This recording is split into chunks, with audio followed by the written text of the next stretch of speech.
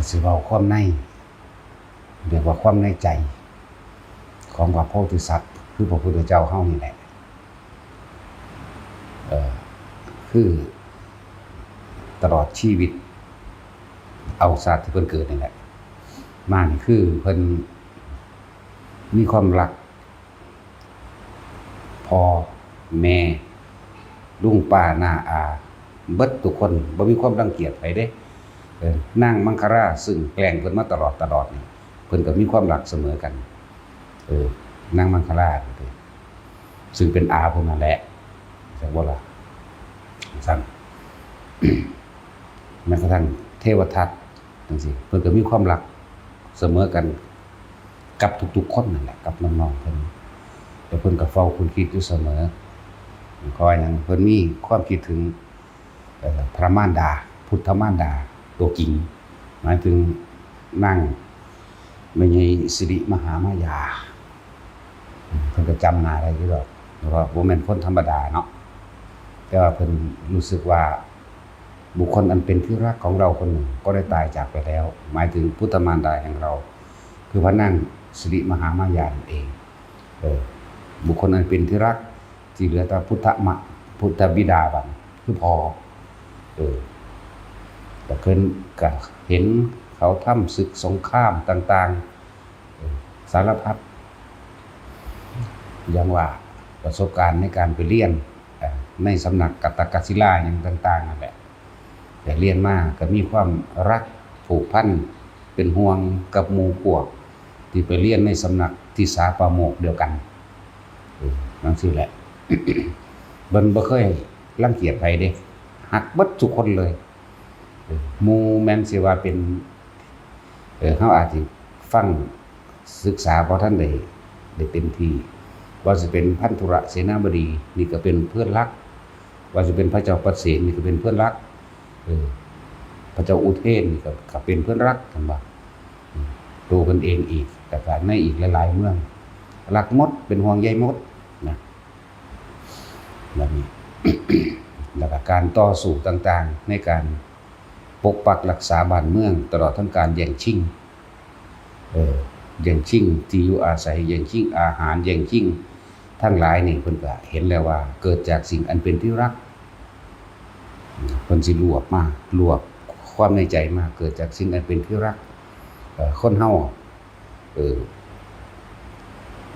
แสวงหาทรัพย์สมบัติก็เพื่อบุคคลอันเป็นที่รักได้อยู่ดีกินดีได้มีความสุขมีความสบายมีอำนาจต่างๆกับบุคคลอันเป็นที่รักนั่นแหละความที่เพิ่นสั่งสมสิ่งเหล่านี้เข้ามามันมาสมอยู่ในใจจนถึงตามพอเพิ่นนี่บ่ค่อยให้ออกไปเที่ยวเด้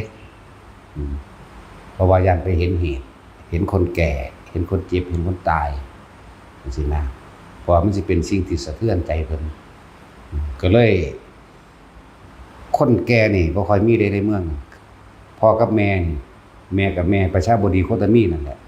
ผมงอกแล้วก็ยอมไว้เด้จากว่าล่ะคือบ่อยากให้เห็นให้คิดว่า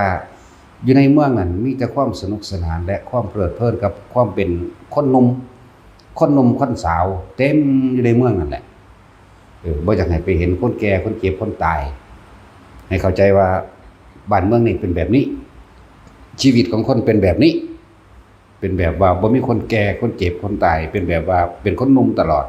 แล้วก็มีความสนุกสนานเพลิดเพลินบันเทิงจังซั่น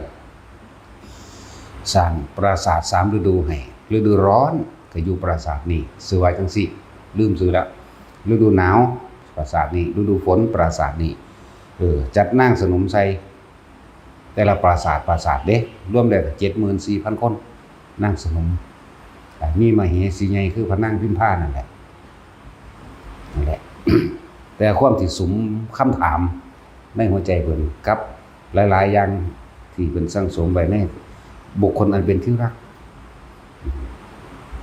แต่เพิ่นก็แอบออกนี้ไปเที่ยวจนได้ไปกับนายชนะกมาก็ไปเห็น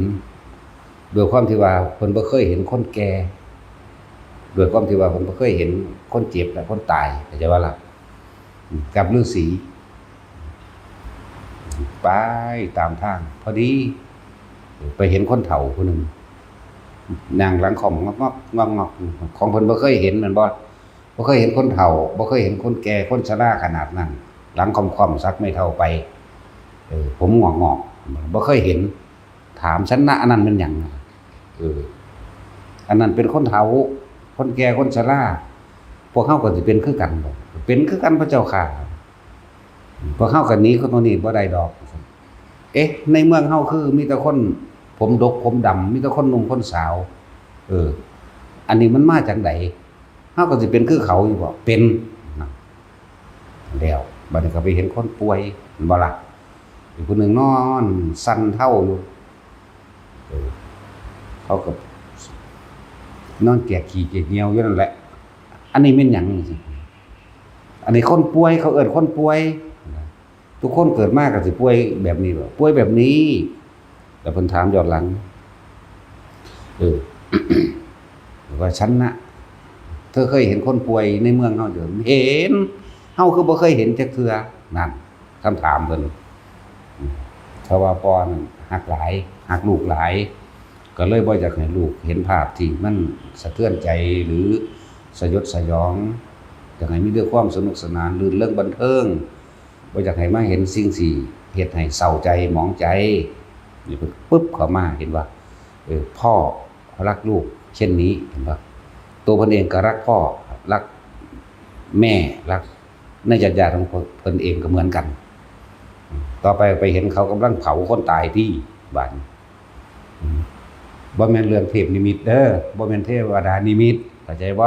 เพิ่นไปเห็นของเพิ่นเองเพิ่นแอบออกไปครั้งที่1ครั้งที่2ครั้งที่3ออกแอบออกไปครั้งออกไป3เทื่อครั้งที่3นี่เห็นคนตายเขากำลังสิเผาบาดสิเดินทางกลับมากันเห็นฤาษีผู้นึงนั่งสงบเย็นเข้าฌานอยู่ในห้องไม้นั่นแหละแล้วเพิ่นจึงหาคำตอบคำถามอย่างของเพิ่นเองหาคิดจังได๋บ่ออกนะครับเข้ามา จนถึงที่สุดพระนางพิมพาออกลูกออกพระราหุลเพิ่นก็ลำพึงในตัวเองแหละบิดาของเราเราก็รักมากแต่บิดาของเราอาจสามารถที่จะป้องกันภัยอันตรายอย่างอื่นให้ได้เราอาจหาสิ่งที่มาบำรุงบำเรอทำให้เกิดความสุขให้ได้แต่เราไม่อาจสามารถป้องกันความแก่ความเจ็บความตายให้กับบุคคลที่เรารักได้คือบิดาของเราแม้มารดาของเราเพิ่นลำพึงในใจเพิ่นจักว่าออกจากท้องของอันแม่มาเฮาได้กินนมเพียงแค่7วันมารดาของเราก็ได้จากเราไปแล้วซึ่งตอนนั้นเราไม่รู้ว่าความตายเป็นเช่นไรนั่นเป็นบุคคลที่เรารักถ้าเราห้ามความตายให้กับมารดาของเราได้เราจะห้ามแล้วบ่ล่ะ ต่อมาไล่มาพันหานางคือนางพระเจ้าบดีโคตมีเราก็รักสุดซึ่งดุจดังมารดาของเราจนเราเข้าใจว่าเป็นมารดาผู้อุ้มท้องเรามาคนขนาดนั้นถึงกับไล่ไปถึงความรักไล่ไปถึงว่าคนทั้งหลายแข่งแย่งชิงดีชิงเด่นชิงความสุขชิงความร่ำชิงความรวยชิงเอาสิ่งที่ยังไม่มีให้เกิดมียังไม่เป็นให้เกิดเป็นเพราะความรักแต่ก็เพื่อบุคคลอันเป็นที่รักแต่บ่มีใครสามารถที่จะห้ามบุคคลอันเป็นที่รักให้แก่ได้ต้องแก่เป็นธรรมดาห้ามบุคคลอันเป็นที่รักให้เจ็บป่วยได้ต้องเจ็บป่วยเป็นธรรมดาห้ามบุคคลอันเป็นที่รักให้ตายได้ห้ามบ่ได้มีความตายเป็นธรรมดาเหมือนวันนี้คือเพิ่นเห็นพระราหุลออกมือเดียวนึงเด้แต่บ่ล่ะเหมือนวันนี้ว่าแม่พิมพานี่เราก็รักมากเป็นที่สุดของหัวใจของเฮาเองเลยแต่เราก็ไม่อาจสามารถที่จะห้ามพิมพา เจ็บป่วยชราและตายได้เห็นบ่เรียกว่าแม้พระราหุลนี่อันเป็นดุจดั่งแก้วตาดวงใจของเราแม้ชีวิตเราก็ให้ได้ตายแทนเราก็ให้ได้แม้พระนางพิมพาเราก็ให้ชีวิตแก่เธอได้แม้บิดาของเราก็ให้ชีวิตแก่เธอได้เพิ่นก็ไล่ไปแม้น้องชายแม้น้องสาวเพิ่นก็ไล่ไปคือพวกพระอนุรุทธะมุนี่แหละคือพระอานนท์จังซี่ล่ะเป็นน้องๆเพิ่นอยู่แล้วอันบ่ล่ะเราอาจสามารถให้ชีวิตเขาได้ถ้าแลกกันได้ในความตายให้ได้เนี่ยบุคคลที่รักนี่แหละเราไม่อาจสามารถป้องกันความเจ็บและความตายให้กับบุคคลอันเป็นที่รักได้เลยจำเราต้องออกหาวิธีเพื่อที่ป้องกันไม่ให้มีความแก่ไม่มีความเจ็บป่วยแล้วก็ไม่มีความตายให้เกิดขึ้นได้หรือว่าที่จากกันไปใช่ว่าไม่รักสุดซึ่งรักสุดหัวใจรักทุกๆคนเสมอด้วยชีวิตของเราเองแต่เราไม่อาจสามารถที่จะป้องกันความแก่ความป่วย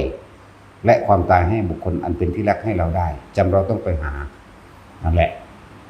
ที่แรกว่าสิเขาไปยกเอาพระราหุลซึ่งนอนอยู่ในอกแม่น่ะถ้าเฮาเข้าไปยกขึ้นมาแม้แต่เข้าไปจุมพิษแม้เพียงสักครั้งหนึ่งเขาก็จะตื่นก็จะเป็นการคัดขวางการออกพิเนศกรรมของเรา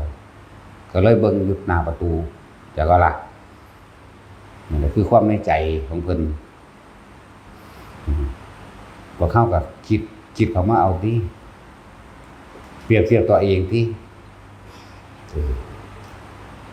ความรักเริ่มต้นจากคนสองคนสักก่อนระหว่างผัวเมียกันนี่แหละเมียก็หักผัวก็หักเมียบ่อยากให้ผู้ใดมารังแกทำร้ายจิตใจหรือทำให้ลำบากตกทุกข์ได้ยากต่างคนกับต่างสุดซึ่งกันและกันจากหาสิ่งที่มาบำรุงบำเรอให้เกิดความสุขสบายให้เกิดความบ่ให้มีความเศร้าหมองอยากให้มีความสนุกสนานเพลิดเพลินอยู่จังซั่นตลอดการทุกเมื่อบ่ล่ะความรักจึงเรียกว่าความรักใคร่พอใจในรูปในรสในกลิ่นในเสียงในสัมผัสทางกายและเกิดอารมณ์ความพอใจที่นี่เราคิดถึงตอนเขาเป็นหนุ่มสาวบ่มีผู้ใดอยากให้ผู้ใดเฒ่าเลยอยากให้อยู่จังซั่นแม่นบ่บ่แม่นว่าผู้ใดผู้หนึ่งอยากให้ผู้ใดผู้ผัวก็บ่อยากให้เมียแก่ชราอยากให้เป็นอมตะอยู่จังซั่นอยากให้แช่อยู่อย่างนั้นไม่มีความเจ็บความปวดความป่วยชราและบ่มีความตายพร้อมอยากให้อยู่เช่นนั้นเป็นอมตะคงทนอยู่เช่นนั้นผู้ผัวก็เหมือนผู้เมียก็เหมือนกันบ่อยากให้ผัวน่ะแก่เฒ่าชราเหมือนกันบ่ให้เจ็บให้ปวดตายเหมือนกันนั่นแหละโดยความอยู่ร่วมกันมาเกิดได้ลูกได้เต้าบัดนี้ก็รักบุตรเหมือนกันบัดนี้ก็ได้ทั้งลูกหญิงทั้งลูกชายรักเสมือนดวงตาดวงใจเหมือนกันบ่อยากให้ผู้ใดมารังแกเบียดเบียนทำลายข่มเหงใดแดงทั้งสิ้นอยากให้มีความสุขสนุกสนานอยู่จังซั่นตลอดอยากเห็นเขาสนุกสนานจังซั่นตลอดบัดนี้กล่าวย้อนขึ้นไปแม้นมารดาบิดาของเราก็เหมือนกันแม่นบ่ล่ะกล่าวย้อนขึ้นไปมารดาบิดาของเราเฮาก็นั่นคือเป็นทั้งรักทั้งเคารพทั้งบูชา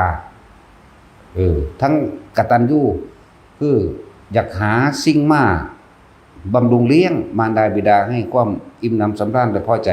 บ่จะให้เจ็บไข้ได้ป่วยแล้วครับบ่ให้อยากให้ตายเหมือนกันก้าวไปอีกทั้งปู่ย่าตายายแม่นบ่ล่ะก้าวเข้าไปอีกก้าวย้อนขึ้นมาว่าบัดนี้เฮาได้ลูก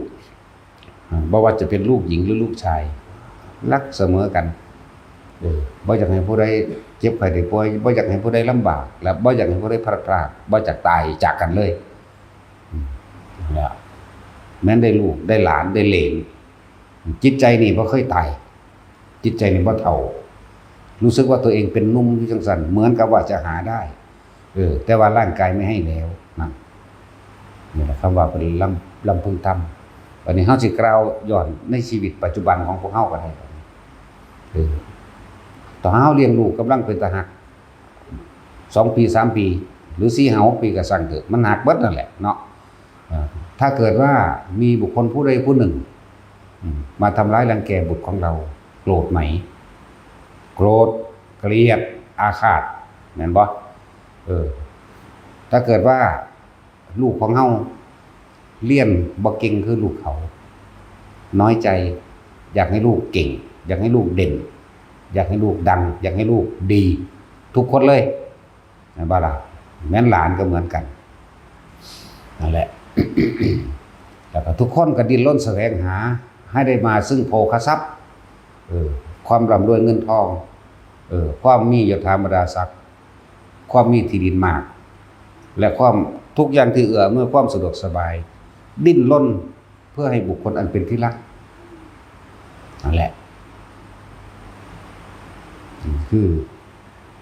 ทุกคนก็เป็นอยู่แล้วบัดนี้อันเป็นบุคคลอันเป็นที่รักผู้มีพระคุณแก่เราอย่างเช่นมารดาและบิดาถ้ามารดาและบิดาของเราถูกรังแกทำร้ายโกรธไหมโกรธเกลียดอาฆาตถ้าฆ่าได้ก็ฆ่าเห็นบ่ล่ะถ้าทำยังได้ในการที่จะเอาชนะเพื่อเกิดความสะใจนี่ก็ต้องทำแม้นปู่ย่าตายายแม้นคนในตระกูลบัดไล่ไปเลยแม่นบ่ล่ะไล่ไปเลยจึงบอกว่าทุกคนนั้นมีความรักถึงนึกว่าที่เฮาบ่เข้าใจคำว่าทุกข์เกิดจากสิ่งอันเป็นที่รักเนาะแต่ว่าทุกข์เกิดจากสิ่งอันเป็นที่รัก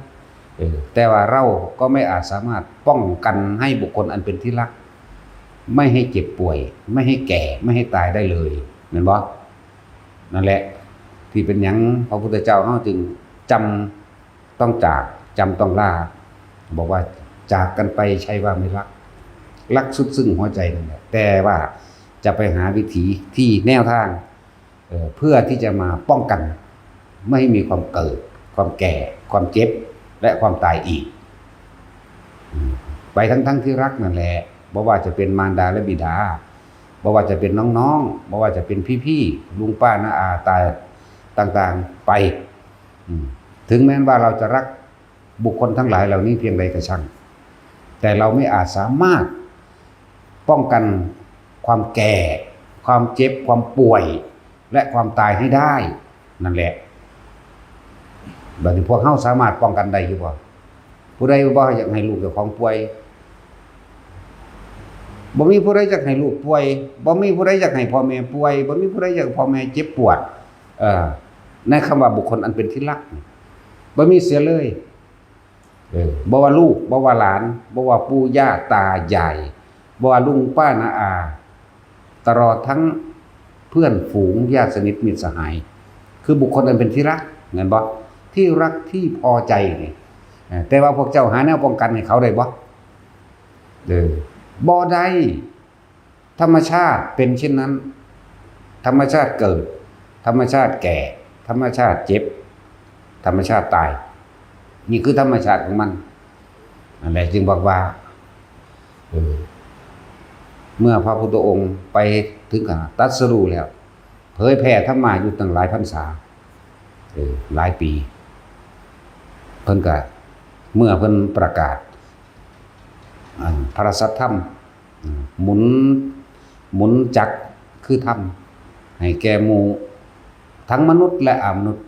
ได้รู้ได้ทำได้เห็นความจริงนั่นเองยอมรับตามความจริงนั่นเองจนเกิดกลายว่ามีพระอรหันตสาวกเป็นเรือนหมื่นเรือนแสนแล้วเพิ่นจะหวนระลึกนึกถึงบ่หวนระลึกนึกถึงไผนึกถึงนางพิมพากับลูกนั่นแหละบุคคลนั้นเป็นที่รักตะกี้เพิ่นบ่ทันได้มีญาณอย่างสากอย่างมากบัดนี้เพิ่นมีแล้วเรียกว่าสำเร็จพระสัมพันยุตญาณแล้วเพิ่นจึงระลึกย้อนหลังขึ้นไปตลอด4อสงไขยแสนกับนั่นพระนางสุมิตราคือพิมพาของเรานี่รักกันมาตลอดหวงกันมาตลอดแต่ว่าก็ถูกพิษแห่งความรักทำร้ายทำเราให้พัดพรากจากกันมาตลอดรู้จักว่าพิษแห่งความรักความโลภก็เป็นพิษแห่งความรักความโกรธก็เป็นพิษแห่งความรักความหลงก็เป็นพิษแห่งความรัก เพราะว่าบ่มีผู้ใดอยากให้บุคคลอันเป็นที่รักตกทุกข์ได้ยากลำบากเหมือนว่าจึงมีการฆ่าลักกล่าวตูใส่ร้ายโกหกทำให้ผู้อื่นเสียชีวิตและทรัพย์สินนี่จึงก่อเกิดกรรมและเป็นวิบากกรรมร่วมกันมาทั้งนั้นนางเสวยชาติเป็นนางสุมิตราได้ปรารถนาเป็นคู่ชีวิตแห่งเราเป็นบุคคลอันเป็นที่รักแห่งเราเราสำเร็จสัพพัญญุญาณนี้ได้มาเพราะนางสุมิตราซึ่งชาตินี้ชื่อว่าพิมพาแล้วนะมีเพิ่นหัวระลึกนึกถึงและก็ตลอดทั้งกันหาราชานีเพิ่นก็ไล่ไปเด้ถึงสุดท้ายล่ะอีกอย่างหนึ่งครับบุคคลอันเป็นที่รักที่ห่วงใยเราดังแก้วตาดวงใจแม้ชีวิตก็ให้เราได้คือพุทธบิดาแห่งเราแม้นมารดาคือนางประชาบดีโคตมีแม่เลี้ยงเพิ่นเป็นน้องสาวของนางสิริมหามายาเด้แม่เลี้ยงกับซ้ำแม่กิงนั่นแหละทั้งที่เพิ่นเองก็มีลูก2คนเด้แต่รู้สึกว่าเหมือนกับว่าได้ทุ่มเทความรักให้กับเราเพียงคนเดียวเข้าใจว่าล่ะแม่เลี้ยงก็ดีเราเพิ่งคิดแล้วลึกถึงแล้วอีกอย่างหนึ่งพอก็ทรงมาหมายถึงทรงพวกเสนาอมาตย์ทหารบริวารทั้งหลายมาถึง10 ครั้งใจว่าล่ะในตำราทรงมาทีละพันบวชเบิดเป็นอรหันต์เบิดครั้งที่1,000บวชครั้งที่2,000บวชจนถึงครั้งที่10ทรงการุทายีอมาตย์ซึ่งเป็นหมู่เล่นดินเล่นทรายมาน้ำกันเป็นที่ไว้ใจที่สุดของพระใหญ่สุโธทนะท่านต้องนำบุตรของเรามาให้ได้แต่เราไม่เห็นบุตรของเราในครั้งนี้เราจำเป็นต้องตายแน่ๆเราจะว่าละจังสั้นตัวนั่นแหละ แต่ว่าการุทายีอมาตย์ก็บอกว่าถ้าข้าพเจ้าจะขอบวชในศาสนาของพระองค์มันจะได้ไหมนะได้แต่ว่าท่านต้องนำบุตรของเรามาให้ได้นั่นแหละเป็นครั้งที่10พอดีเลยบอกตามตำราก็คือ10,000องค์นี่คือเฉพาะเมืองกบิลพัสดุนี่แล้วอื่นๆอีกเด้แหละถึงว่าเป็นมีเลื่อนมือเลื่อนแสนที่ติดตามเสด็จกลับไปเพื่ออย่างก็เพื่อที่จะเอาความเป็นอมตะคืนสู่บุคคลอันเป็นที่รักนางพิมพาเป็นที่1นั่นแหละนางพิมพาเป็นที่1พอความรักใคร่นี่เกิดขึ้นจากบุคคล2 คนเสียก่อนนั่นแหละมันหาต้นบ่ได้หาปลายบ่มีหรอกเฮาจำต้องบอกแบบนี้เข้าใจว่าล่ะเกิดขึ้นจากบุคคลอันเป็นที่รักเลยกลับไปแล้วเพิ่นบ่ได้ฟ้าวไปเด้เพิ่นสิค่อยๆไปเพื่อหมุนจักคือธรรมนั่นเองเรียกว่าแสดงความเป็นจริง แสดงความจริงไปตามทางนั่นแหละแล้วก็ได้ภาษาวกต่างๆไหลติดตามไปเป็นแสนนั่นแหละจังว่านี่คือความในใจของพระบรมโพธิสัตว์ที่หลายๆคนคาดคิดมาถึงว่าเป็นแบบนี้ใช่ว่าล่ะเพิ่นจึงถ้าจะพูดถึงย้อนหลังกลับไปกุละตอนที่เป็นสุเมธาดาบทหรือที่เลยสุเมธาดาบทสิมีความรำพึงหรือระลึกเรียกว่าจิตประวัตินี่มันสิระลึกว่าทุกทั้งหลายเกิดขึ้นจากบุคคลอันเป็นที่รักแต่เฮาบ่อาจสามารถป้องกันบุคคลอันเป็นที่รักให้ไม่แก่ไม่เจ็บและไม่ตายได้เพิ่นจึงทำทุกวิถีทางในการที่จะค้นขวายนำเป็นผู้นำกับบุคคลอันเป็นที่รักทั้งหลายได้บัดนี้บ่แม่นทั้งหน่อยเด้ไม่ใช่ว่าอะไรทั้งหลาย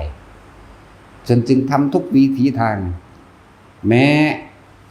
สิ่งที่กระทำนั้นจะทำให้ตัวเองตกนรกก็ทำจะทำให้ตัวเองมกไหม้ในมหาเวทีก็ทำเด้คิดเบิ่งว่าเพิ่นฮักทุกคนเสมอกันถ้าจะเปรียบแล้วพวกเข้าใจว่าระหว่างเทวทัตซึ่งเป็นคู่อาฆาตฆ่ากันได้คู่อาฆาตเด้บ่แม่นคู่ก่อควรเด้ความรักระหว่างเทวทัตกับพระราหุลพระองค์นั้นรักใครมากกว่ากันพวกเขาสิตอบคันเดียวกันเลยต้องรักลูกมากกว่าแม่นบ่แต่ว่าบ่เป็นเช่นนั้น ระหว่างราหุลกับเทวทัตเรารักเสมอกันดุจดังตัวเราเองนั่นเห็นบ่ล่ะแล้วเพิ่นจังเสียสละตัวเองมาตลอดเสียสละตัวเองเพื่อหยังเพื่อประคองเอาบุคคลอันเป็นที่รักทั้งหลายได้บัดนี้ให้เข้าสู่สัมมาทิฏฐินี่เห็นบ่เพิ่นจึงเวลาเพิ่นแสดงธรรมวิธีจะทำให้สิ้นกรรมหรือว่า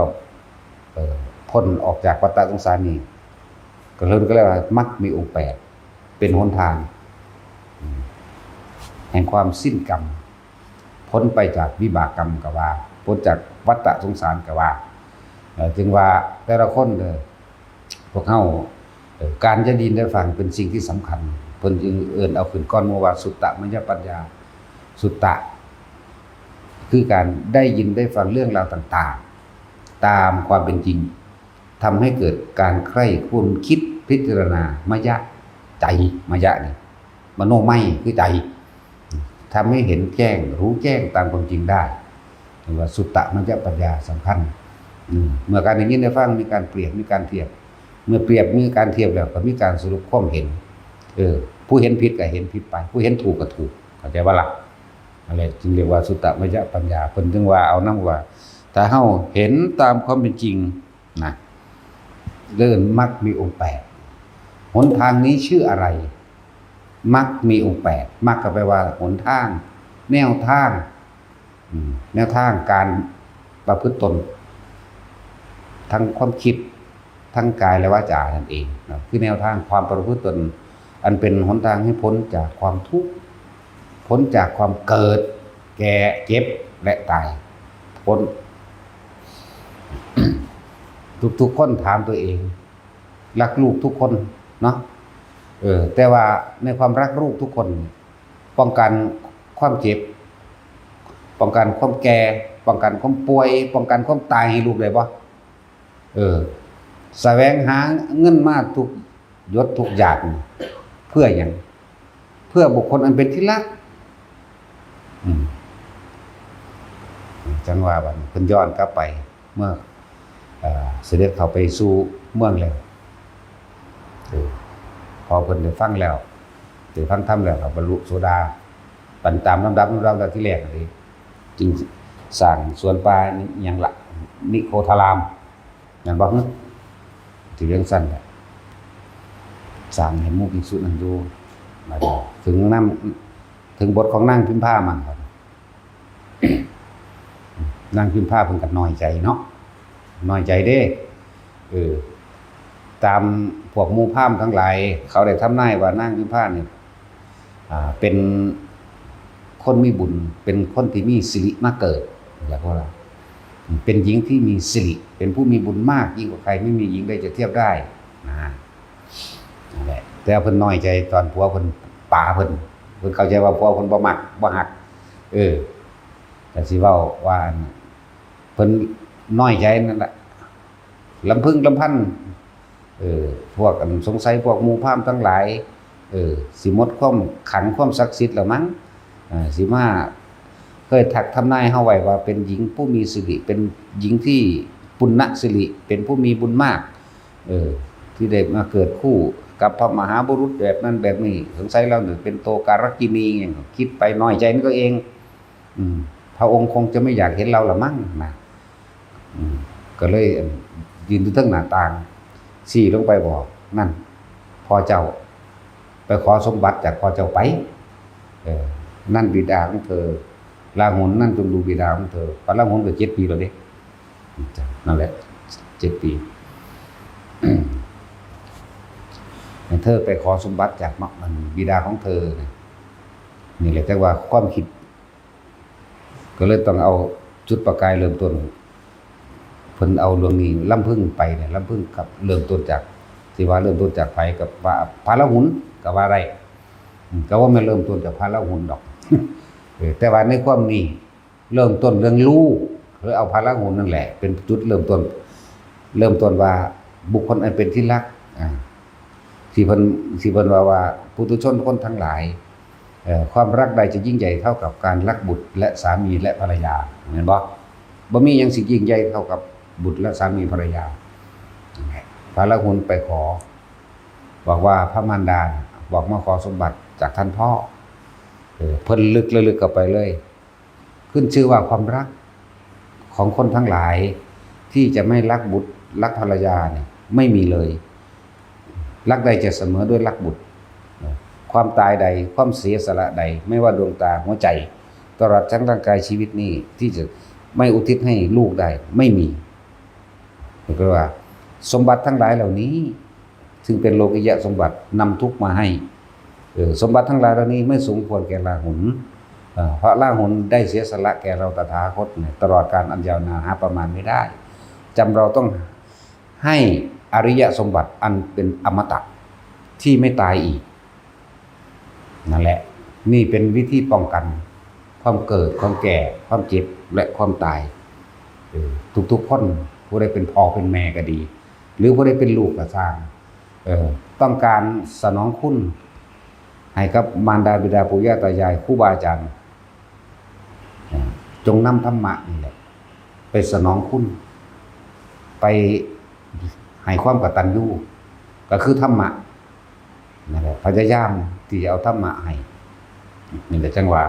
จึงจะเป็นการแทนความรักที่ความรักความเคารพที่มีคุณอันสูงสุดประเสริฐสุดเลยว่าเขาเน้นธรรมะส่วนเพิ่นสิได้หรือบ่ได้นั้นก็ต่างหากอาจจะว่าหลักส่วนโลกิยะสมบัติว่าจะเป็นทรัพย์สินเงินทองยศถาบรรดาศักดิ์มีความเสื่อมเป็นธรรมดาแล้วก็ยศถาบรรดาศักดิ์ทั้งหลายแหล่ดีไม่ดีถ้านำไปใช้ในทางที่เบียดเบียนทำลายทำให้ตนเองตกต่ำลงสู่มหาอเวจีนรกอย่างสั้นเหมือนกันกับบุคคลอันเป็นที่รักอันเป็นบุตรจากบ้านนี้อันเป็นบุตรลูกบ่ว่าจะเป็นลูกหญิงหรือลูกชายก็ช่าง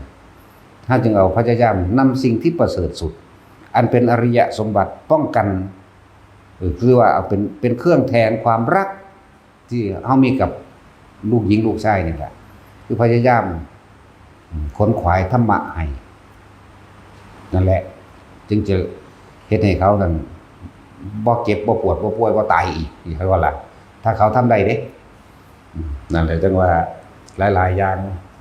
ที่พวกเฮาบ่ทันได้เข้าใจมีวิธีใดที่จะแนะนำมารดาและบิดาปู่ย่าตายายครูบาอาจารย์ตลอดทั้งผู้มีพระคุณญาติสนิทมิตรสหายทั้งใดก็ช่างหมู่พวกคุณฝูงเล็กหรือน้องๆบุคคลอันเป็นที่รักที่พอใจซึ่งกันและกันแนะนำคือเฮาให้สิ่งที่มีค่าสูงสุดคือทำสิ่งใดที่มีค่าสูงสุดในโลกนี้บ่มีสำหรับเฮาได้เว้าเรื่องตัวเองบัดธรรมะเท่านั้นมีค่าสูงสุดเฮาจึงเอาสิ่งที่มีค่าสูงสุดให้กับทุกคนเพราะทุกๆคนเป็นบุคคลอันเป็นที่เรารักทั้งหมดบ่ว่าทั้งมนุษย์และอมนุษย์หมาเฮาก็ฮักงัวควายเฮาก็ฮักตะกี้เฮาฮักตัวเฮาเองมาจากว่าล่ะที่เฮาฆ่าเขาที่เฮาไปหาเขามาฆ่ากินอยู่หามาบำรุงบำเรอตัณหาอุปทานของเจ้าของเองหาปูหาปลามาคงมาฆ่ามาขายก็นั้นก็เพื่อบุคคลนั้นเป็นที่รักได้อยู่ดีกินดีนั่นแหละแล้วบุตรและภรรยาเหมือนบ่ซั่นผู้หญิงก็เหมือนกันสามีและลูกเหมือนกัน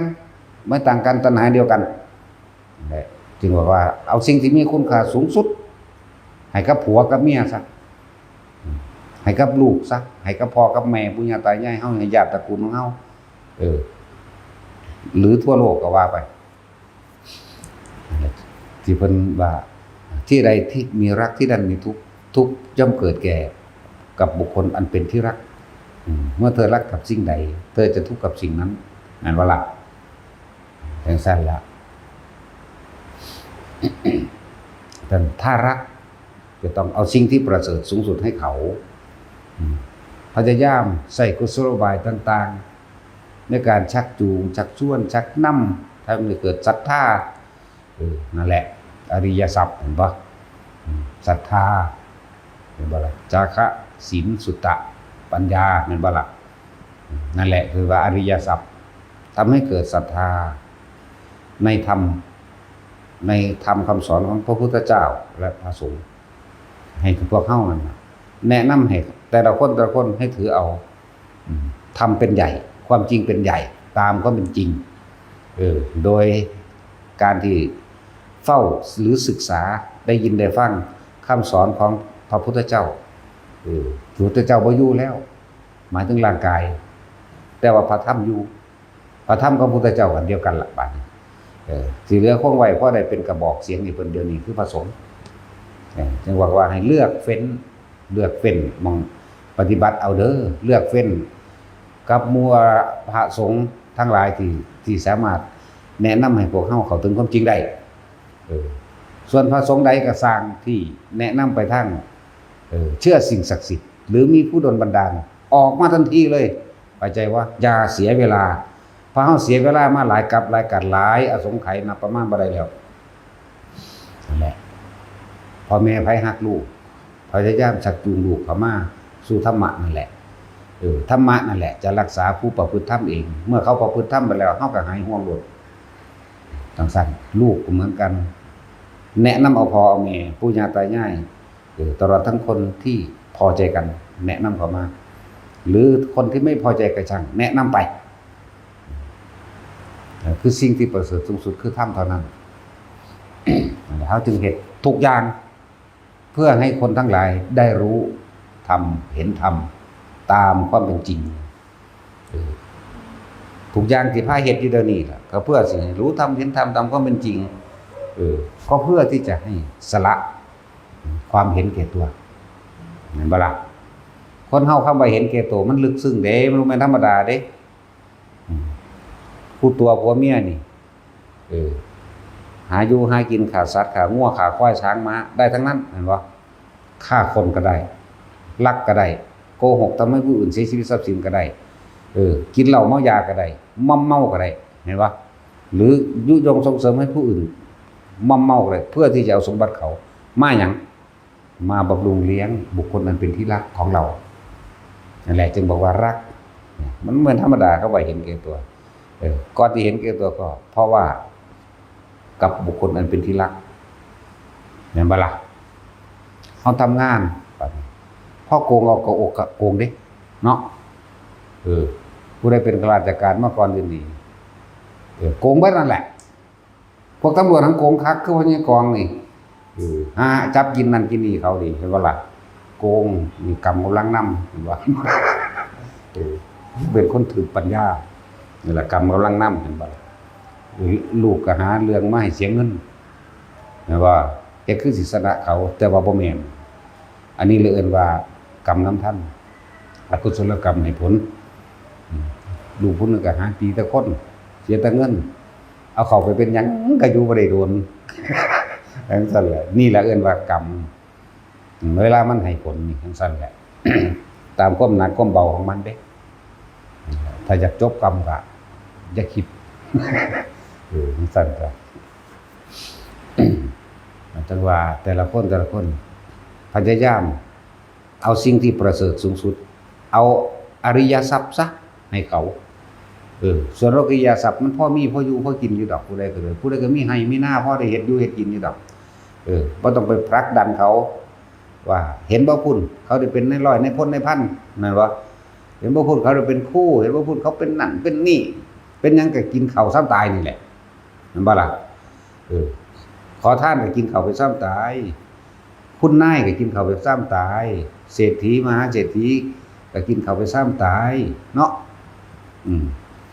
หาอยู่หากินก็หาไปตายนี่แหละสิหาไปหยังวะฉะนั้นบ่ต้องไปทะเยอทะยานอยากจนเกินไปเฮ็ดไปตามมรรคมีองค์8นี่ที่เว้าอยู่นี่คือมรรคมีองค์8ก็ว่าสัมมาทิฏฐิแปลว่าความเห็นถูกต้องตามความเป็นจริงโดยธรรมชาติ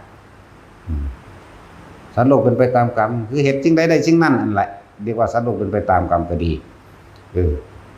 อย่าทำไปตามความเชื่อที่ว่ามีสิ่งศักดิ์สิทธิ์ดลบันดาลอย่าทำไปตามสิ่งทั้งหลายเหล่านั้นแต่เฮาเข้าใจเนี่ยว่าอย่าสุดโต่งให้ใช้ชีวิตเป็นกลางทุกคนเพิ่งสำรวมระวังเอาไว้แค่ว่าคนเฮามันก็แค่ให้กินซ้ำตายเพื่อหยังนี่เพื่อสิบังคับความโลภของเจ้าของเพื่อสิบังคับความโกรธของเจ้าของความหลงของเจ้าของให้เห็นตามความเป็นจริง เห็นบ่ล่ะมันก็ตัวเราเบาบางลงมาข่มใจของมันได้ข่มความรู้สึกเวลาโกรธเวลาเกลียดมันบ่ล่ะข่มความรู้สึกต่างๆเวลามันโลภมันสิขาวมันสิลักเอามันสิโกงเอามันบ่ล่ะข่มออกมานี่เพราะสิ่งที่เรากระทำทั้งหมดเราต้องรับเองทั้งนั้นมันบ่แม่นแค่ชาตินี้ชาติเดียวเด้กรรมทั้งหลายล้วนแล้วแต่มีเหตุมาจากอดีตเบิดเหตุปัจจโยอารมณปัจจโยอธิปฏิปัจจโยอนันตรปัจจโยสหชาตปัจจโยอัญญมัญญปัจจโยนิสยปัจจโยนี่ติดมาเป็นอุปนิสัยไปในทางที่บ่ดีก็บ่ดีไปเลยนั่นถึงบอกว่าพยายามฟังธรรมดูๆมันต้องสิเปลี่ยนอุปนิสัยได้ทำทั้งหลายคือสิ่งทั้งหลายทั้งปวงบ่ว่าสุขบ่ว่าทุกข์ได้มาหรือเสียไปสรรเสริญและนินทาโดยแล้วจะมีเหตุติดมาเป็นอุปนิสัยปัจจโยเห็นบ่ล่ะอุปคืออุบัติขึ้นนิสัยก็คือใจนั่นแหละนิสัยก็คือความรู้สึกเฮาเองนิสัยก็คือสันดานเฮาเองเลยแค่ว่านิสัยอุปนิสัยปัจจโยอารมณปัจจโยก่อขึ้นเกิดเข้าสู่อารมณ์ความรู้สึกนี่พอใจและไม่พอใจอธิปฏิปัจจโยเป็นใหญ่นี่เห็นบ่เป็นใหญ่อธิใหญ่เป็นใหญ่ใจเป็นใหญ่ใจเป็นประธานสำเร็จได้โดยใจทั้งหมดก็ไล่ไปเบิ่งที่ละบาดถามทุกคนถามเจ้าของเด้อพวกเจ้าฮักลูกเบิดนั่นแหละอยู่นี่เห็นบ่อยากให้สิ่งดีที่สุดสำหรับลูกอยู่แล้วธรรมะเป็นสิ่งดีที่สุดศรัทธามั่งแนะนำให้เกิดศรัทธาในคำสอนของเจ้าแนะนำให้เกิดศรัทธาจากการได้ยินได้ฟังตามก็เป็นจริงนะจาคะสุตตะปัญญาศรัทธาอย่างสั่นแหละพยายามแนะนำสักส่วนถ้าหักเขาบ่อยากให้เขามาเกิดมาเจ็บปวดป่วยทุกข์ได้ยากอย่างอีกก็พยายามเอาอริยสมบัติคือทำให้เราจึงเว้าอยู่ประจำเขาเอาทำเป็นใหญ่เด้อเอาทำเป็นใหญ่เอาทำเป็นธรรมเจดีย์บ่หวั่นไหวโดยธรรมบ่หวั่นไหวออกจากความจริงเลยดุจดังผู้หิวภูเขาหินแท่งทึบดุจดังภูเขาหินแท่งทึบลมบ่อาจสามารถลมซ้ายลมขวาหรือลมมาในทิศทั้ง10ไม่อาจสามารถทำให้ภูเขาหินแท่งทึบนั้นหวั่นไหวได้แม้นใจของเราเองที่ตั้งอยู่ในธรรมก็ไม่อาจสามารถที่จะหวั่นไหวได้แม้นความตายมาถึงตายก็ตายไปเลยแต่ว่าบ่ยอมเอาธรรมมาล่อเล่นเข้าใจว่าล่ะบ่เอามาเล่นเด้เขาว่าแม้นทั้งว่าคนที่จับเฮามานี่สิตัดข้อเดือนนี่พระพุทธพระธรรมพระสงฆ์บ่มีจริงเจ้าเว้าเล่นก็ได้เขาสิไว้ชีวิตเจ้าบ่มีทางอยากว่าล่ะสละชีวิตเพื่อรักษาธรรมไม่มีทางมันถ้ากูสิฆ่ามึงซ้ำเนาะกูบ่ยอมมึงฆ่ากูก่อนดอกนั่นแหละสั้นแหละว่าถ้าจะหักลูกก็พาลูกเข้าสู่ธรรมะนั่นแหละหาอยู่ให้กินไปซ้ำนั่นแหละขอท่านกับขอท่านกินไปซ้ำตายเด้เศรษฐีมันกับเศรษฐีกินไปตายนั่นแหละบ่เกินกันดอกหน้าเพราะธรรมชาติเป็นสิ่งเดียวกันต้นไม้ภูเขาสายน้ำดินฟ้าอากาศแล้ววัตถุธาตุต่างๆบ่ว่าสิเป็นหยังก็แล้วแต่สุดท้ายไม่จีรังยั่งยืนจะหมุนเข้าสู่เดินทางเข้าสู่ความแตกดับเป็นธรรมดาทุกสิ่งอย่างตาเหมือนกันเบิดเลยมันเป็นของมันอย่างนั้นที่จะเป็นอย่างอื่นไม่มีที่จะเกิดแล้วไม่ป่วยที่จะเกิดแล้วไม่เจ็บที่จะเกิดแล้วไม่ตายไม่มีขึ้นอยู่กับความยืนยาวของมันเท่านั้นเองคือโลกนี้เกิดโลกนี้ก็ต้องตายแม่นบ่ล่ะในอาคัตยสูตรเรียกว่าต้นกับแห่งการกำเนิดโลกนะ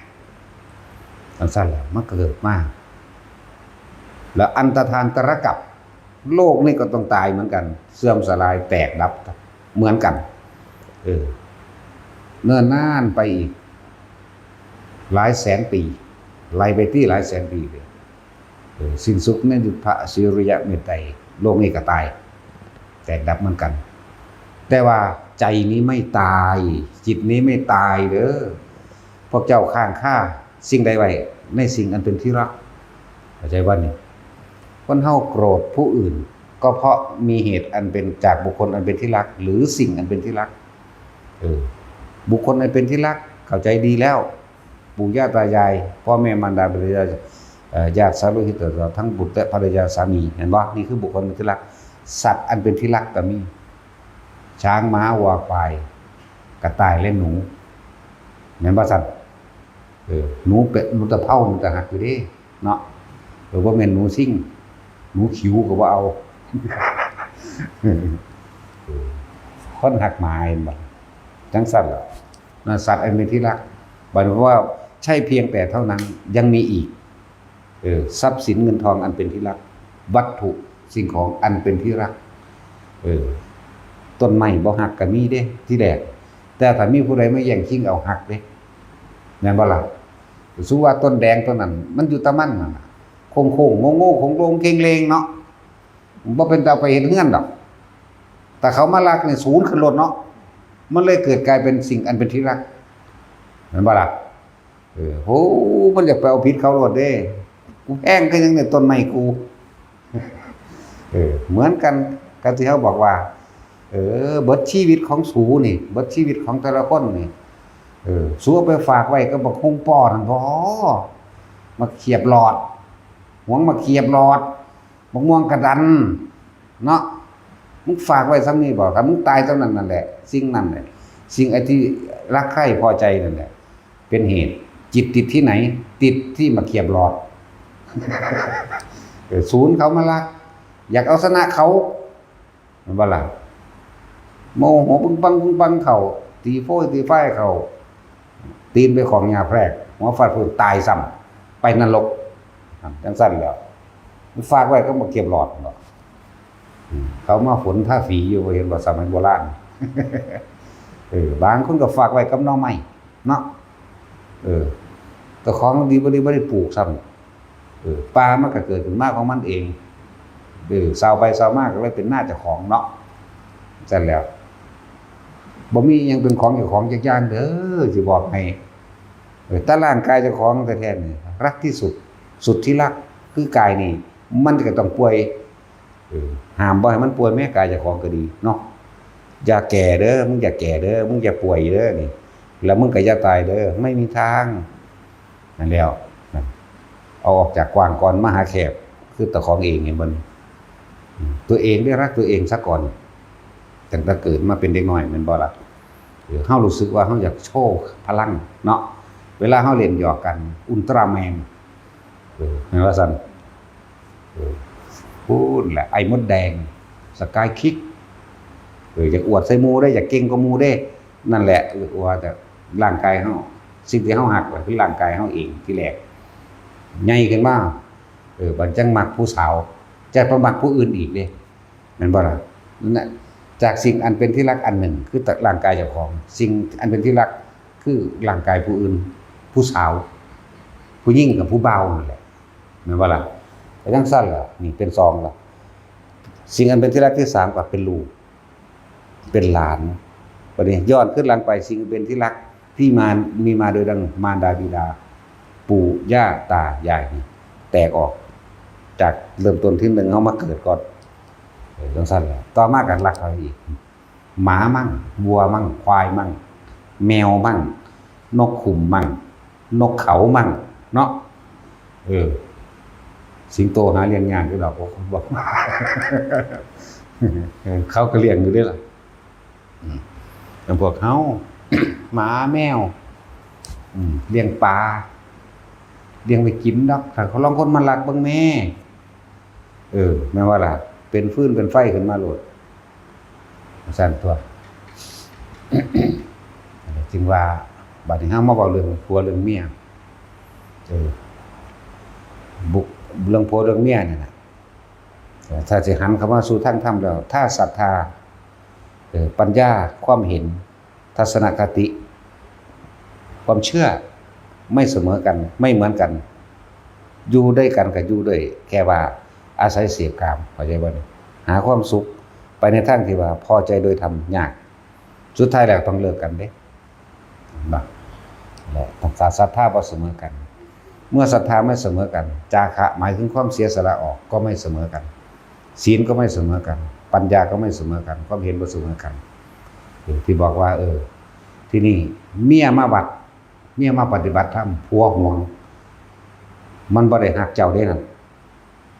มันบ่ได้หักเมียมันเด้นั่นมันบ่อยากให้เมียมันได้สิ่งอันประเสริฐสูงสุดแม่นบ่ล่ะที่บอกว่าป๋าแม่มึงโลด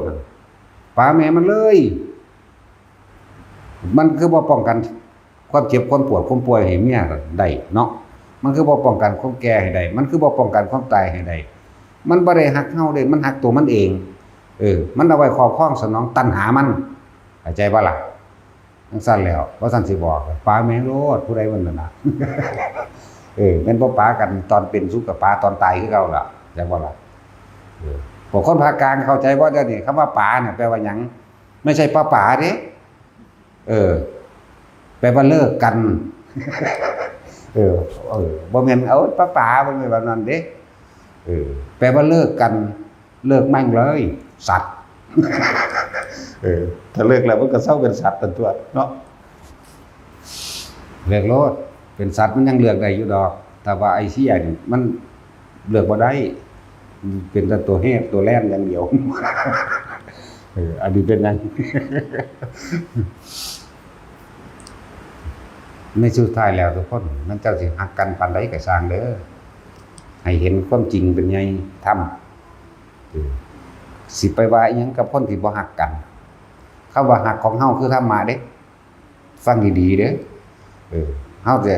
นำสิ่งที่ดีที่สุดคือพระธรรมพระสัทธรรมคือความจริงอันประเสริฐนี่เฮาให้กับทุกๆคนคือทุกคนเฮาหักเบิดเสมอด้วยตัวเฮาเองถ้าเอานิพพานให้ได้เอาให้เบิดแล้วเดี๋ยวนี้ว่าสันติวาบอกเฮ้ยกูจะเตะขึ้นโลดมันสิฮู้จักบ่ฮู้จักกระซังหรือมันสิเข้าใจบ่เข้าใจกระซังกูจะถีบขึ้นอันนี้มันบ่แม่นหยังมันสิได้ถีบลง ถ้าเอาให้ได้เอาให้เบิดแล้วอยู่นี่นั่นแหละถือว่ามันเป็นจะต้องแนะนำสั่งสอนและพยายามทำให้เป็นตัวอย่างของถ้าเฮ็ดเบิดทุกอย่างให้ท่านการเสียสละโดยวัตถุสิ่งของภายนอกอาหารยารักษาโรคตลอดทั้งที่อยู่อาศัยกำลังแรงกายนี่เป็นภายในเข้ามาแล้วก็ทุ่มสุดหัวใจให้แต่ละคนอีกเฮ็ดให้เบิ่งทำเป็นตัวอย่างดีกว่าคำสอนจากบ่ล่ะดีกว่าคำพูดเฮ็ดให้เบิ่งเป็นตัวอย่างเอาไปสำเนียกมันได้แต่ละคนพอเล็กน้อยเวลาป่วยคือบ่ป่วยแทนกันแทนได้อยู่บ่ล่ะเนาะจังซั่นแล้วนั่นแหละใครจะดอกก็จะมานำกันแต่ว่าอย่าตายใจเด้อย่าตายใจเด้คือสมชายเห็นบ่ตามธรรมดานี่สบายอยู่คือมันมานำกันผัวกับเมียเนาะเมียกูนั่งอยู่นั่นสบายว่าท่านได้หึงหวงจังดีว่าท่านได้คิดว่าเวลาอยากไปเชิงเขาเนี่ยว่าท่านได้คิดเด้แม่นบ่สมชายผู้เมียเพิ่นว่าท่านป๋าพ่อถ้าพ่อจะบวชได้เลยนะเป็นว่าล่ะทางนั้นทางผัวโอ้ยังเลยแวว ยังเลยว่าเด้มันเป็นความในใจได้มันหั่นแหละอีหลีนี่แหล้วเป็นจังว่าแม่นก็เลยบ่น้อยอย่าตายใจเด้ขนาดบ่มีลูกเด้นั่นก็ยังปานนี้อยู่เนาะสิว่ายังก็พวกบ่มีลูกว่าดิมันต้องทั้งห่วงลูกทั้งห่วงทรัพย์สมบัติของลูกย่านเขามาซิ่งไปมีเบิดนั่นแหละสิ่งอันเป็นที่รักคือจากนั้นว่าทุกคนถามตัวเองมึงเด้อเฮาเอาอีหยังสิเป็นสิ่งประเสริฐสูงสุดให้ลูกได้บ่มีหยังสิประเสริฐเท่ากับธรรมะดอกเพราะว่าเฮาจะบ่ต้องกลับมารักษาหยังกับเขาอีกเมื่อเขารักษาตัวเขาเองได้โดยธรรมแล้วทั้งว่าเฮาถ้าระลึกถึงคำว่าพุทธคุณบ่แม่นแต่อิติปิโสภควาเด้คำว่าพุทธคุณน่ะพระพุทธเจ้าเฮาเริ่มสะสมบารมีมาตั้งแต่เกิดกลายเป็นนางสุทธิดามาพุ่นน่ะวิสุทธิดานั่นน่ะจนเท่าเดี๋ยวนี้แล้วคนตัวใดดูถูกปรามาสโอ้ยกูอยากเอาครีมนกเข้าดึงแขวออกที่ละเล่มซ้ำ มันได้ไม่มีจัก100เล่มดึงแมงมือละเล่มซะก่อนนี่นู่นน่ะขนาดนั้นนี่คุณมันมหาศาลพุทธเจ้าฮักเฮาทุกคนเสมอกันแม้กระทั่งหมดดำหมดแดงกิ้งกึ่งกือและใส่เดือนเด้แต่ว่าตัวพวกเฮาเองบ่ฮักเจ้าของเนาะบ่ฮู้ว่าสิไปฮักแมวอยู่ไสซั่นแล้วฮักเจ้าของแน่เด้อถ้าเฮารักตัวเองเป็นแล้วทำตัวเองรู้ทางเห็นทางพ้นทุกข์ได้แล้วล่ะความว่ารักผู้อื่นเสมอด้วยตนรักตนเลยเสมอผู้อื่นมันบ่แม่นของยากเลยนั่นสั่นแหละทุ่มเทให้เบิดปกป้องคุ้มครองชีวิตของผู้อื่นเอาชีวิตตัวเองแหละเพิ่นก็เฮ็ดมาแล้วยอมตายเพื่อให้พวกนี้รอดเพื่อให้พวกนี้อยู่สุขสบายมั่งหรือไปคล้องสัมมาทิฏฐิมาเรื่อยๆประคองตนเองรอดพ้นจากอบายภูมิมาเรื่อยๆตัวเพิ่นเองตกสู่อบายภูมิก็เฮ็ดเด้เข้าใจว่าล่ะบางปราสาทขายักษ์ลากศพตะกี้มันจับคนไปขังไว้สิกินคือเขียดนี่เด้คือเฮาจับเขียดไปขังนี่เด้15มื้อมันออกไปจับเอาทีนึงเด้กวาดใส่ของมาไว้มันก็ไปเทอักลาลงมันหิวก็ไปจับกินทีละตัว2ตัวแล้วสุดท้ายแล้วเพิ่นก็จะไปปราบเอาเห็นบ่เพิ่นฮู้อยู่เด้ว่าเพิ่นสิมีอายุแค่80ปีเพิ่นฮู้อยู่เด้เพิ่นว่าเพิ่นตกตายจากสานี่สิตกนรกฮู้อยู่เด้แต่ว่าเพิ่นไปเฮ็ดเพิ่นรักษาคนเป็นล้านนั่นแหละขานึงได้ล้านเป็นตาขายอยู่หรอกขาร้อยเอาล้านกูก็ขาแมงคือกันเด้บ่ได้สะอ่อนเด้แต่เพื่อบุคคลเป็นที่รักที่จริงเขาก็รักทุกคนนั่นแหละแต่ว่าบุคคลทั้งหลายเหล่านี้ไม่เป็นประโยชน์เข้าใจว่าล่ะไม่เป็นประโยชน์ต่อผู้อื่นเป็นโทษทำร้ายทำลายดึงทำให้ผู้อื่นตกต่ำเหมือนดั่งตนสมควรขาหมดเอาเรื่องนี้ด้วยเฮา แต่ไม่ได้รังเกียจขาโดยผู้เบกขาเห็นเป็นบ่ได้นี่เนาะยากอยู่เด้แต่ง่ายสั่นแหละอันนี้มันเป็นของอาจินไตเด้อแน่จังสิมีต้นขาบางพระชาติเห็นบ่ก่อนสิมาเกิดเป็นเตไม่ใบนั่นน่ะตกนรกคือ 1,000 ปีนรกมันบ่ธรรมดาเด้ 1,000 ปีนรกซานี่เคล็ดลับเห็นบ่ล่ะจังมาทำเป็นเตไม่ใบนั่นเพื่อหยังเพื่อสิดึงคนทั้งหลายอันเป็นพ่อกับแม่นี่เข้าสู่สัมมาทิฏฐิจนเขาทดสอบทดลองไปจนว่าฮอด16ปีจึงออกไปบวชบวชแล้วประชาชนชาวเมือง2เมือง3เมืองบวชนำเห็นบ่ล่ะจังซั่นแล้วตัวเองนั่นเคยฆ่าพวกมิจฉาทิฏฐิมาแล้วนั่นตกนรกถึง 1,000 ปีนรกมันบ่ธรรมดาเด้แล้วก็มาดึงเอาพวก3เมืองนี่เข้าไปบวชนำกันบวชทั้งเบิดละเมืองนั้นว่าสิมาตีลบเอาเมืองที่เวลาที่เพิ่นสละทิ่มออกไปเอ้าคือเป็นแนวนี้เหรอถามแล้วพระราชาบอกเกี่ยวกับใส่ไปบวชเบิดละพวกนั้นสงสัยบวชมันได้หยังมีคุณหยังนำไปแม่นบ่มันนำไปละถามความบวชมีความแบบนี้ก็ไปนั่นแหละเพิ่นก็สะสมมาตาพุ่นล่ะคนที่ขึ้นไปตกข้างอยู่ถึงสวรรค์พรหมโลกก็เลยที่เวลาเพิ่นแสดงธรรมจักรเป็นหยังคือบรรลุธรรมถึง180 โกฏนั่นบ่ล่ะ180 ล้านองค์คือบรรลุอรหันต์อยู่ข้างบนน่ะ180 ล้านอนาคาสกิทาคาและโสดานับประมาณบ่ได้และเข้าสู่รัตนตรัยก็นับประมาณบ่ได้เหมือนกันจังซั่นแหล้วคือเพิ่นเอามาตะพุ่นเด้เพิ่นเรียกว่าเพิ่นประกาศโพธิญาณมาตะพุ่นโพธิคือลมเงาแห่งความสงบสุขสงบเย็นมีสติปัฏฐาน4สัมมาปัฏฐาน4อิทธิบาท4อินทรีย์5พระหาโพธิ7มรรค8นี่แหละโพธิปักขิยะมันเป็นหนทางในการตรัสรู้จากว่าล่ะเพิ่นแสดงมาตะพุ่นโตเพิ่นเองบ่ยอมเข้าเบิ่งดูนั่นโตเพิ่นเองรู้อยู่เด้แต่บ่เข้าเพราะว่าสาระตนเองเพื่อบุคคลนั้นเป็นที่รักถามเจ้าของเมืองเด้อไผก็ดีว่านี่ผู้ใดยังมีพ่อมีแม่ได้ดึงเข้าวัดก็ดึงบ่ได้ก็เปิดอันเสียงยัดเยียดใส่หูโลดจักว่าล่ะมันต้องมีแหละยามเพิ่นป่วย เปิดธรรมะนั่นแหละคนมันไปบ่ได้แล้วกระแทกหูอยู่เสมอมันก็อวยใส่ดอกเว้ยเนาะคือคนฟังที่เฮาแสดงธรรมเดี๋ยวนี้แหละเฮ้ยพระอันจังแม่นแมงเว้าบ่ม่วนเด้เนาะเฮาตื่มซ้ำกูบ่แม่นหมอลำน้องฟังกูแมงหยังคือกันเด้บัดนี้ฟังไปฟังมาถือใจก็มีเด้บัดนี้เนาะสั่งไปเลยผูกคอตายไปเลยก็ท่านนี่มีดอกเพราะว่าท่านได้เขียนจดหมายมาบอกจังซั่นก็มีนั่นแหละ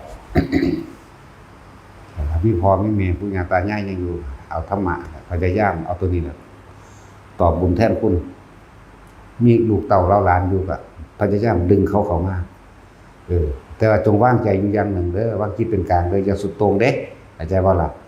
ถ้าเขาไม่ทำเราก็ทำอะไรกับเขาไม่ได้นั่นแหละที่เพิ่นว่าให้มัชฌิมาว่างจิตเป็นกลางเพราะสัตว์โลกเป็นไปตามกรรมเขากระทำสิ่งใดไว้เขาก็ต้องได้รับสิ่งนั้นเฮาบ่อาจสามารถจะไปแก้ไขจังใดแม้กระทั่งว่าลูกเฮารักสูงสุดเวลาเขาป่วยก็บ่อาจสามารถป้องกันความป่วยกับเขาได้เนาะเวลาเขาตายก็ไม่อาจสามารถป้องกันความตายให้กับเขาได้จึงมีวิธีวางจิตเป็นกลางเด้อมารดาบิดาก็เช่นกันปู่ย่าตายายก็เช่นกันลุงป้าน้าอาก็เช่นกันญาติสนิทมิตรสหายก็เช่นกันลูกก็เช่นกันหลานเหลนหล่อนเช่นกันหมดอันมีโลดธรรมดาศักดิ์ไผสิมีซะเด้อคือมีไปตายนั่นแหละเนาะดีไม่ดีคนที่ฉลาดมากทำบาปมากแต่ว่าคนที่ฉลาดมากถ้าหันมาโดยทำบรรลุเร็วเหมือนกันแต่ว่าละแต่ว่ามันน้อยหน่อยน้อยคือขนโคกับเขาโคนั่นแหละถามผู้ใดก็สิพ่อหูจักตัวงัวมีจักเขาสองมันบอกมีจักขนบัดนี้นับบ่ได้แม่นบ่ล่ะนั่นแหละคนที่ไปสวรรค์ไปจำนั้นแหละเท่ากับเขาโคส่วนคนที่ไปอบายภูมิเท่ากับขนโคคนฉลาดหรือ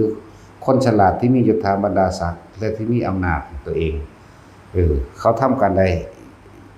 ย่อมรู้สึกว่าเก่งกว่าหมู่เหนือหมู่แต่ว่าถ้าใช้ไปในทางที่ผิด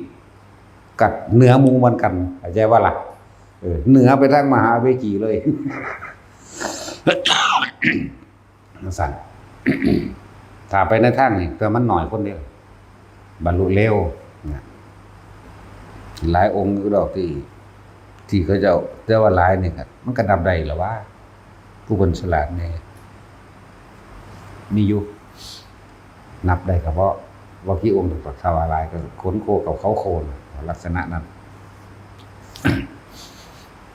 แต่ว่าแต่ละคนถ้าเฮาเห็นคุณค่าของธรรมกับเห็นคุณค่าว่าบุคคลอันเป็นที่รักของเฮาเนี่ยจงนำสิ่งที่ประเสริฐสูงสุดให้กับเขาคือธรรมะมีเท่านี้ได้น่าจะเอาให้ได้สูงสุดนั่นว่าล่ะคือพระพุทธเจ้าบ่ได้มอบเมืองบ่ได้มอบวังบ่ได้มอบกรุงกบิลพัสให้เด้โลกิยะสมบัติทั้งหลายล้วนแล้วแต่จะเป็นเหตุให้สัตว์ทั้งหลายเวียนว่ายตายเกิดนะเขาบ่อาจสามารถจะพ้นทุกข์ไปได้เขาบ่อาจสามารถจะเอาตัวเองรอดไปได้จำเราเพราะคุณทั้งหลายตั้งแต่ละหนกับเราร่วมกันมาหาประมาณไม่ได้เราจึงจะเอาสิ่งที่ประเสริฐสูงสุดให้เขาแล้วเพิ่นจึงบวชให้เลยส่วนพอว่าท่านเข้าใจกับทั้งไห้ทั้งห้องมาแล้วบัดเนาะเห็นบ่ฮักลูกแต่ว่าบ่รู้ว่าลูกก็ฮักเพิ่นเหมือนกันนั่นแหละตั้งแต่เจ้าออกไปบวชพ่อก็เสียใจขนาดใดแล้วกินบ่ได้นอนบ่หลับบ่ล่ะนี่ยังมาเอาหลานไปอีกอันเป็นว่าสุดที่แรกดุจดังตาของเราอีกแหมแล้วเพิ่นจึงอธิบายให้ฟังเมื่อเพิ่นอธิบายให้ฟังแล้วก็เลยบรรลุโสดานั่นแหละลักษณะนั้นเพิ่นก็แทนคุณพ่อแม่เพิ่นได้แล้วนั่นบ่ล่ะแทนคุณแม่เพิ่นก็ไปเพิ่นเลยประเทศอยู่สวรรค์เพิ่นเลยครับประเทศอภิธรรม7นั่นแหละในตำราว่าบรรลุโสดาบันบรรลุกับบรรลุแต่ว่าเพิ่นก็สิสิ้นสัตว์สไตล์ไปเกิดเป็นแม่พระศิริยะเมตไตรกัน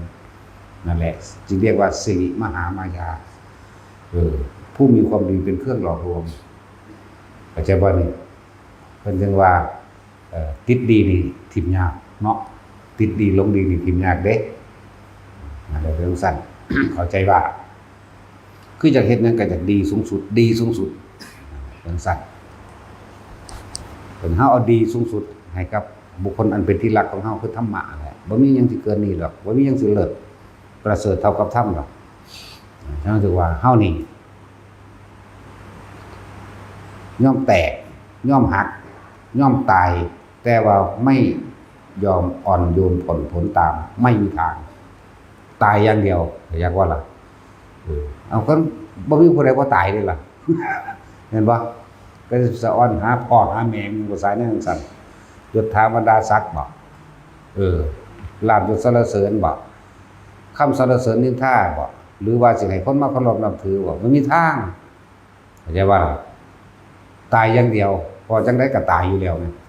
แต่สิไปเงินไปงอมันหยังเสื่อมหลายแล้วนั่นเอาสมาทาน